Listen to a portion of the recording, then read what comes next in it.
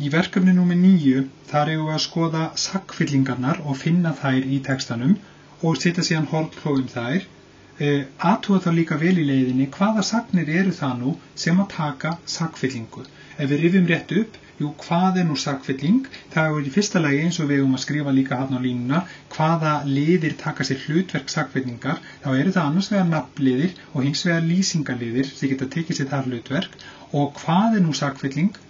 Það þá þessi liðir í nefnifalli beint á eftir sögn, þar sem við sjáum það leið að sögnin hefur ekki haft nein áhrif á fallið á viðkomandi lið. Og þetta köllum við einmitt áhrifslausar sagnir út í að þær hafa einmitt ekki þessi áhrif á fall liðarins, alveg eins og við sáum að gerist hins vegar í andlaginu. Þetta andstæðan við andlagið, mætti segja. Hér fáum við þá dæmi það og það þá sérstaklega ef við kíkjum rétt aðeins á umsagnirnar. Hvers konar umsagnir eru eða sagnir eru þá áhrifslausar? Það sögnin að vera sérstaklega og að verða, að þykja, að til dæmis reynast, að sýnast, gerast. Svo fáum við aftur hérna að vera og hérna líka og hérna líka og hérna sömuleiðis. Svo þetta eru, við getum líka að tekið saman þessar nokkru hérna eins og að sýnast og reynast og svo framvegis. Það eru nefnilega mjög margar af því sem við köllum miðmyndarsögnum, það sem enda á ST.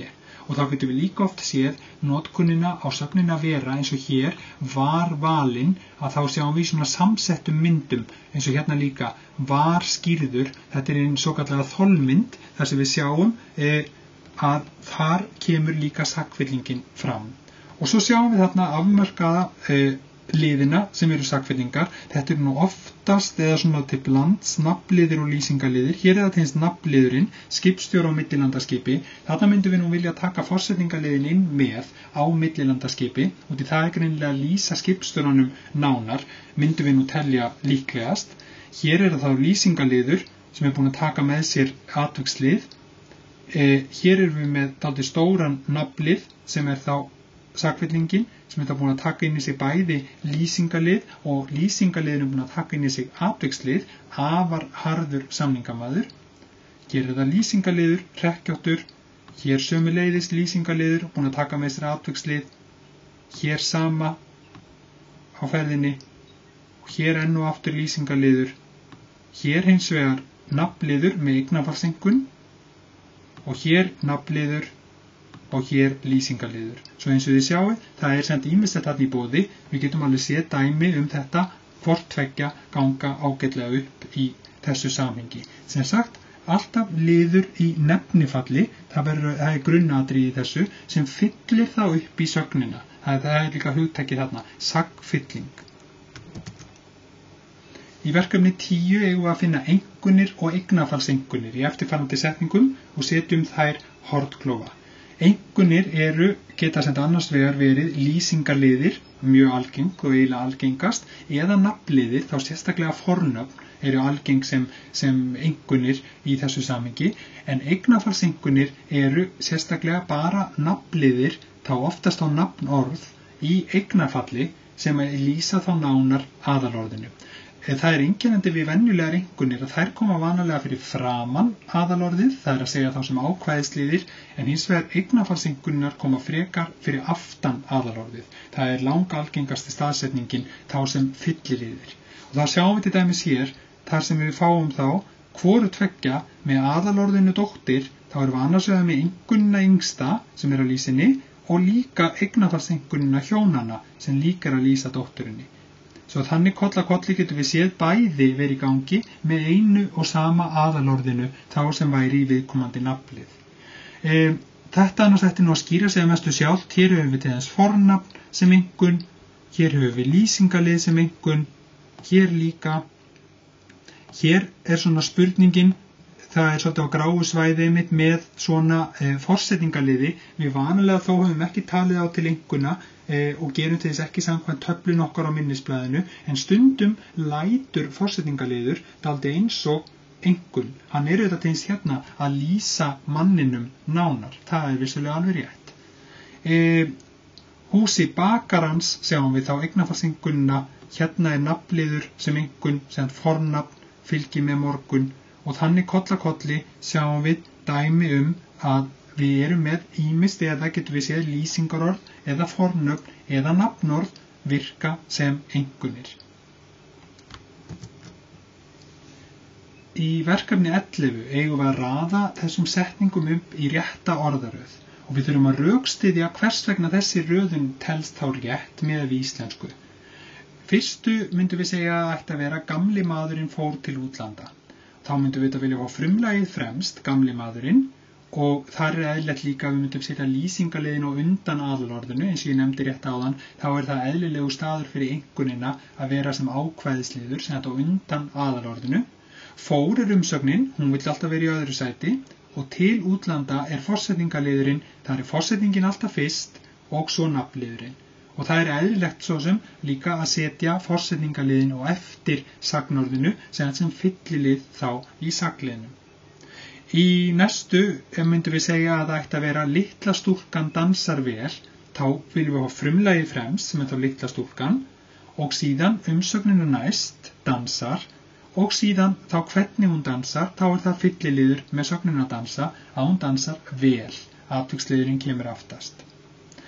Í þar næstu myndum við segja að ætti að vera sonur hjónanna gengur í menntaskóla, þá greinilega verður við svolítið að stokka upp þarna að sonur aðalorðið í frumlaginu en hjónanna greinilega að þarna að lýsa syninum, þá það eignarfallseinkunn sem þarf að koma og fá að vera beint fyrir aftan aðalorðið og vera þar á sínum stað, þá það sonur hjónanna, síðan þá gengur umsögnin, vill vera í öðru sæti og síðan í menntaskóla forsetningarliðurinn og þá viljum við fá forsetninguna fyrst í og svo menntaskóla í kjölfarið fylliliðin menntaskóla sama sem nafnliður.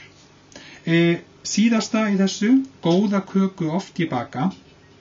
Þetta alveg hægt að segja þetta, það þýðir ekki endilega að þetta sé algjörlega ómögulegt að segja þetta svona, það hljómar kannski svolítið frekar eins og söngteksti, þá væri það frekar, ég baka oft góða köku. Við viljum fá frumlagið fremst, eins og eðlilegt í grundvallarorðaröðinni, umsögnina í síðan alltaf í annarsæti, svo væri fínt að fá atviksliðin þar á eftir, því að atviksliðin vil oft vera næst við hliðin á umsögninni, sérstaklega hún að vísa eins og þarna að hversu oft baka ég, að þá gott að fá hann strax þar á eftir og svo góða köku, það þá andlagið sem við setjum þá beint þar á eftir og þá það nafnliður sem sagt með lýsingarlið sem þá ákvæðisliður við aðalorðið. Verkefni 12 síðan að raða í grundvallarorðaröð eins og við höfum svo sem verið að gera nú þegar í verkefninu undan, þóttu við ættum þar líka rökstyðja og ræða þetta dálítið frekar. Við getum rifjað upp þá enn og aftur, það þessi grunnregla, frumlagið, allur sá heili nafnliður fer fremst, síðan þá umsögnin alltaf í öðru sæti og síðan aðrir liðir mögulega í kjölfarið. Það svo ágætt að muna þetta út frá þessari hérna skammstöfun FSA sem á þá skilja sem frumlag og þá umsögn skammstöfu þarna sem sögn og svo mætti skilja aðið til dæmis sem aðrir liðir einfallega, þeir sem koma þá eftir sögninni. Og þá ef við skoðum hér, það oft líka gott að til dæmis byrja á því að finna umsögnina, þá hún eins og miðjupunkturinn sem við þurfum að skoða. Þá hér umsögnin í fyrsta, brýtur, og þá getur maður spurt sig, hver brýtur sjaldan gler? Það auðvitað gæfumaður og þá við komið með þetta. Gæfumaður brýtur sjaldan gler. Í næstu, þá þurfum við að passa okkur hérna á samsettu umsögninni skyldi toga. Við myndum vilja taka það saman. Hver skyldi toga, boga og langt? Jú, það þá enginn sem þarna gerandinn, og þessi svolítið óljós gerandi, þá það samt enga síður talið sem gerandinn þarna. Sömulegis hérna, í þriðju, þá það gerir, og þá þurfum við að spyrja hver gerir ráð fyrir mörgu. Og það þá bókin sem þarna gerandi, bókin gerir ráð fyrir mörgu.